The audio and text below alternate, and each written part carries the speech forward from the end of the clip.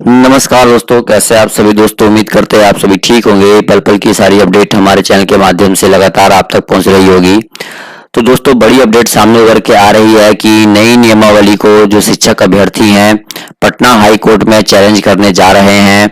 जैसा कि बार बार शिक्षक अभ्यर्थी इस बात को नीतीश सरकार तक रखने की कोशिश कर रहे थे कि हमारी मांगों को मान लिया जाए, कि हमारी जो मांगे हैं वो ये हैं कि बीपीएससी के माध्यम से कोई परीक्षा ना करा जाए, इस चरण की बहाली जो है वो पूरी हो जाए और उसके बाद जो बहाली हो भले उसमें कोई परिवर्तन हो। तो देखिए यहाँ पे स्पष्ट रूप दे सकते हैं, कहा गया है शिक्षक अभ्यर्थियों का कहना है कि नियमावली में कई सारे दोष हैं। उन्होंने कहा कि नियमावली को पटना हाई कोर्ट में चैलेंज दिया जाएगा।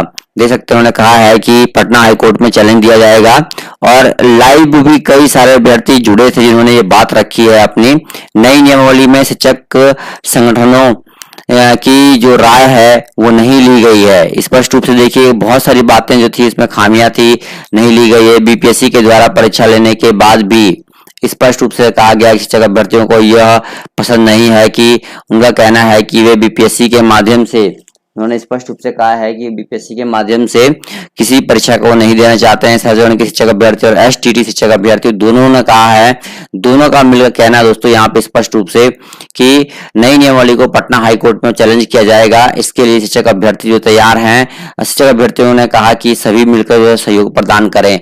तो जो भी शिक्षक अभ्यर्थी हैं उनको स्पष्ट रूप से कहा गया है कि हम चैलेंज करने जा रहे हैं पटना हाई कोर्ट में और आप सभी जो है वो सहयोग प्रदान करें। तो अधिक से अधिक शिक्षक अभ्यर्थियों का जो सहयोग है वो मांगा गया है और उन्होंने कहा है कि हमने पटना हाई कोर्ट में इसको चैलेंज किया है और हमारा जो केस है वो जल्द से जल्द ड्राफ्टिंग अब हो जाएगा। और वही शिक्षक अभ्यर्थी जुड़े हुए हैं, उनकी लाइव बातों को आप थोड़ा सा सुन भी सकते हैं।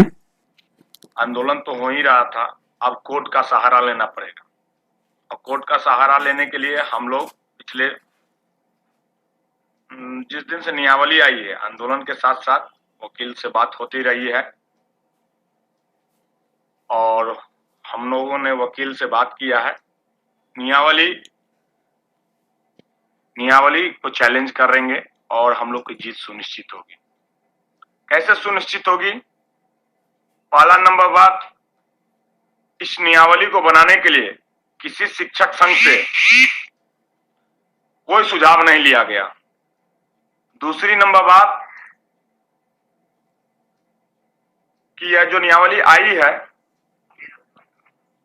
जिस समय एसटीटी 19 एग्जाम लिया गया था, बहुत लोगों का एज उस समय 10 साल रिलैक्सेशन दिया गया था, लेकिन अब उनका एज पार हो चुका है। फिर एग्जाम देने के लिए वो एज उनके पास नहीं है।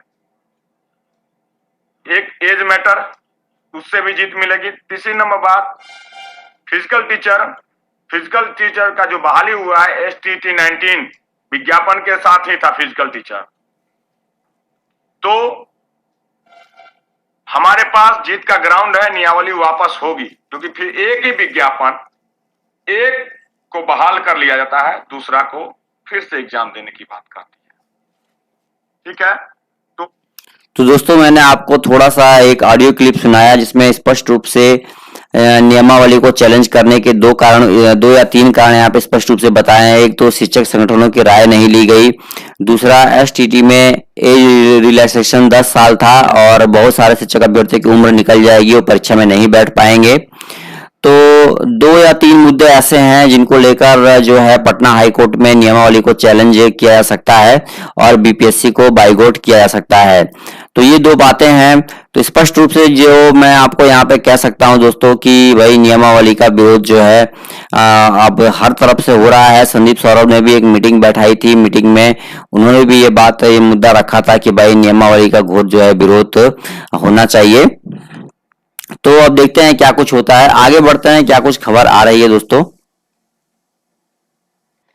सूत्रों के हवाले से बड़ी खबर आ रही है, शिक्षा विभाग ने कैबिनेट को भेजा वैकेंसी का प्रस्ताव। यहाँ पे स्पष्ट रूप से आप देख सकते हैं, जैसे कि स्क्रीन पे आपको दिखाई दे रहा है, पद सृजित कर शिक्षक बहाली के लिए रिक्तियों का भेजा फाइनल प्रस्ताव। मई के पहले सप्ताह यानी अगली कैबिनेट बैठक में ही प्रस्ताव पर लगेगी मुहर। कुल 1,78,026 पदों के लिए होगी बहाली। कैबिनेट स्वीकृति मिलते ही आयोग को भेजा। देख सकते हैं स्पष्ट रूप से लिखा है यहाँ पे। आगे लिखा है कि 7 से 10 मई तक ही बीपीएससी करेगा सिलेबस जारी, परीक्षा पैटर्न से लेकर विषय वस्तु को की मिलेगी जानकारी। स्पष्ट रूप से पूरी बात यहाँ पे कही गई है। आगे लिखा है कि दोनों ही एक साथ होगी परीक्षा में सिर्फ पूछे जाएंगे ऑब्जेक्टिव प्रश्न। प्रारंभिक स्कूलों के लिए सिर्फ जनरल स्टडी से पूछे जाएंगे प्रश्न, माध्यमिक स्कूलों के लिए जनरल स्टडी और सब्जेक्ट से पूछे जाएंगे प्रश्न। यानी कि आप देख सकते हैं कि प्राथमिक और माध्यमिक के लिए अलग अलग सिलेबस होगा। यहाँ पे स्पष्ट रूप से ये बात भी कही जा रही है और अलग अलग प्रश्न पूछे जाएंगे। आगे खबर आ रही है कि परीक्षा में नेगेटिव मार्किंग नहीं होगा। अब पूर्णांक पे देखिए संशय बना हुआ है, या तो 100 का रहेगा या फिर 150 का रहेगा। ये बात जो है वो स्पष्ट रूप से यहाँ पे कही जा रही है। दोस्तों इस वीडियो में इतना ही, पसंद आया तो शेयर कीजिएगा। धन्यवाद दोस्तों, जय हिंद जय भारत।